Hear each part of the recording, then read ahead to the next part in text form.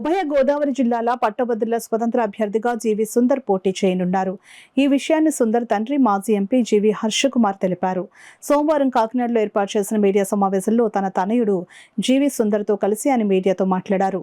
ప్రస్తుత గత ప్రభుత్వాలు ప్రజలను మోసం చేసే హామీలు ఇచ్చాయని అన్నారు. తాను తొలినాటి నుంచి అన్యాయాన్ని ప్రశ్నించే తత్వం ఉండడంతో తన రెండో కుమారుడు సుందర్ పట్టభద్రుల స్థానానికి పోటీలో నిలిపానని అన్నారు. ఎమ్మెల్సీ అభ్యర్థి జీవి సుందర్ మాట్లాడుతూ తాను సొంతంగా పట్టభద్రులకు ఉపయోగపడే మేనిఫెస్టోను తయారు చేసుకున్నానని, విద్యా ఉపాధి హామీలపై దృష్టి సారిస్తానని అన్నారు. ఈ సమావేశంలో ఐఎన్టీయూసీ జిల్లా అధ్యక్షులు తాళ్లూరు రాజు, నాయకురాలు బజ్జా ఐశ్వర్య, నేతల హరిబాబు, కాశీ లక్ష్మణ్ స్వామి తదితరులు పాల్గొన్నారు. చంద్రబాబు నాయుడు గారి ప్రభుత్వం దిగిపోతూ పసుపు కుంకుమకి ఆ డబ్బులన్నీ ఇచ్చి ఆయన దిగిపోయాడు. సంవత్సరంన్నర పిల్లల స్కాలర్షిప్ డబ్బులు. జగన్మోహన్ రెడ్డి గారు దిగిపోతూ 3 క్వార్టర్ స్కాలర్షిప్ డబ్బులు ఇవ్వకుండా ఆయన ప్రభుత్వంలో దిగిపోయారు. ఇప్పుడు కూటమి ప్రభుత్వం 8 నెలలు అయింది, ఇప్పటి వరకు కూడా ₹1 స్కాలర్షిప్ ఇవ్వకుండా ఆయన కూడా ప్రభుత్వం నడుపుతా ఉన్నాడు.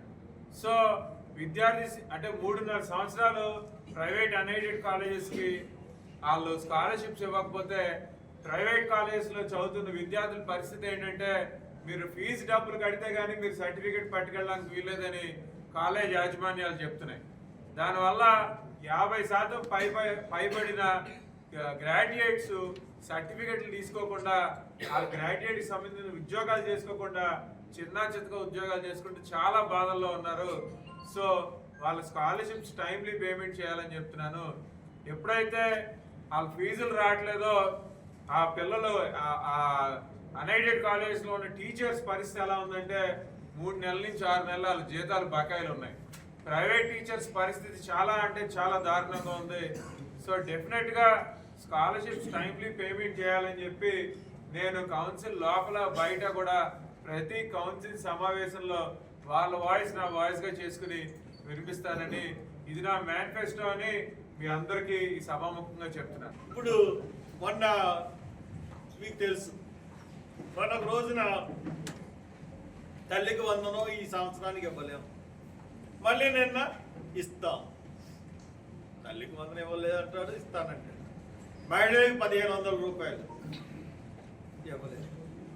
సూపర్ 6 పథకాలు ఒక్కటి లేదు. రైతు భరోసా, ఇలాగా మనం ఏ పథకం చూసినా ఈ 8 నెలల్లో రోడ్లు అత్యంత వైభవంగా తయారు చేసేస్తాను. కొన్ని రోడ్లు అయినాయి, నేను పూర్తిగా అవ్వలేదంటలేదు. మనం 2 సంవత్సరాల నుంచి కాకినాడ రాజమండ్రి రోడ్డు గురించి ఎదురు చూస్తున్నాం.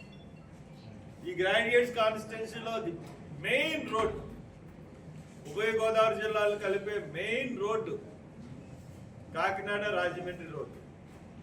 ఈ రోజుకి ఇంకా పూర్తి చేయలేని పరిస్థితి. 8 నెలల ప్రభుత్వం వచ్చింది. ఎంత అసమర్థ ముఖ్యమంత్రి మనకు వచ్చాడంటే అస్సలు ప్రతి విషయంలోనూ కూడా అతను అడ్మినిస్ట్రేషన్ చూసి అతను చాలా బాగా చేస్తాడు, చంద్రబాబు నాయుడు వస్తే జాబ్ వస్తుంది, ఇటువంటి చిలవలు పొలవలు చేసి అతన్ని ఒక బెస్ట్ అడ్మినిస్ట్రేటర్ కింద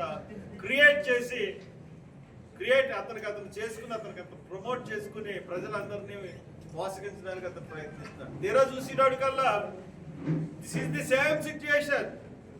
ఇదే పరిస్థితుల్లో లాస్ట్ ఇయర్ గత ప్రభుత్వం ఉంది, జగన్ వైఎస్ఆర్సీపీ గవర్నమెంట్ ఉంది. అదే ఆర్థిక పరిస్థితుల్లో టీడీపీ గవర్నమెంట్ ఉంది. మరి జగన్ ఇచ్చాడు కదా. ఇదే ఆర్థిక పరిస్థితుల్లో జగన్ ఎలా ఇవ్వగలిగాడు, మీరు ఎలాగ ఇవ్వలేకపోతున్నారు? జగన్ ఇచ్చినప్పుడు ఇదే ఆర్థిక పరిస్థితుల్లో మీరు ఎలాగ ఇవ్వలేకపోతున్నారు అంటే యూఆర్ ఎ ఫెయిల్డ్ అడ్మినిస్ట్రేటర్. పూర్తిగా మీరు అడ్మినిస్ట్రేషన్లో పూర్తిగా ఇదే. మొన్న టీచర్స్కి ఫీజు రియంబర్స్మెంట్స్, ప్రైవేట్ టీచర్స్ ఉద్యోగాల జీతాల గురించి మనం January 11th ఆయన ప్రెస్ రిలీజ్ చేశాడు. ప్రెస్ మీట్ చెప్పాడు నేను ఈ ఫీజు రియంబర్స్మెంట్ అంతా అందరికి వేసేస్తున్నానని చెప్పి. నిజమే కావాలి అనుకున్నాం. సరే పాప 6 నెలల నుంచి మా కాలేజీలోనే 6 నెలల నుంచి జీతాలు ఇవ్వలేకపోతున్నాం. ఇతను ఇప్పుడు వచ్చి 8 నెలలు అయింది, ఒక్క నయా పైసా రిలీజ్ చేయలేదు. అంతకుముందు 2019 సంవత్సరంలో ఇతను పెట్టిన బాకీ మాకు 1,27,00,000. అది కూడా ఇప్పటి వరకు ఇవ్వలేదు. అవన్నీ ఇస్తాడేమో అని అనుకుంటా, ఇవ్వడంట, ఈ క్వార్టర్ ఇస్తాడంట. అయినా కానీ 11వ తారీఖున అనౌన్స్ చేసింది, ఈవేళ 2వ తారీఖు. ఈ రోజుకి పిల్లలకి స్కాలర్షిప్స్ అమౌంట్స్ కానీ ఫీజు రియంబర్స్మెంట్ కానీ ఏమి అంటే షార్ట్ టైం అబద్ధాలు కూడా గొప్పగా చెప్పేస్తున్నాడు. నిన్న ఢిల్లీ వెళ్ళాడు, ఢిల్లీ వెళ్ళే మరి విజన్ అన్నాడు, విజన్ డాక్యుమెంట్ అన్నాడు, తర్వాత భారతదేశం అన్నాడు, కేజ్రీవాల్ ఏం చేయలేదు అన్నాడు. ఈయనన్నీ ఇంప్లిమెంట్ చేసి అన్నీ చేసేస్తున్నాం అని చెప్పేసి మంచి మేకప్ వేసుకుని బ్రహ్మాండంగా చెప్పారు.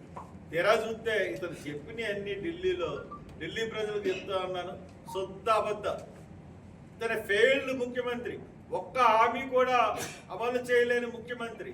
ఇటువంటి ముఖ్యమంత్రిని ఖచ్చితంగా అడిగే గొంతు శాసన మండలిలో ఉండాలి.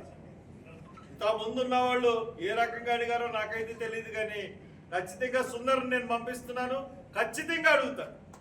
ఖచ్చితంగా అడిగి ఈ గొంతుని, ఈ ఈస్ట్ గోదావరికి సంబంధించిన ఈ గొంతుని, ఈస్ట్ వెస్ట్ గోదావరికి సంబంధించిన గొంతుని శాసన మండలిలో ప్రతిబింబించేటట్టు మరి గవర్నమెంట్ నించోబెడతారు ఒక్కడైనా సరే. అదే నా ఆకాంక్ష.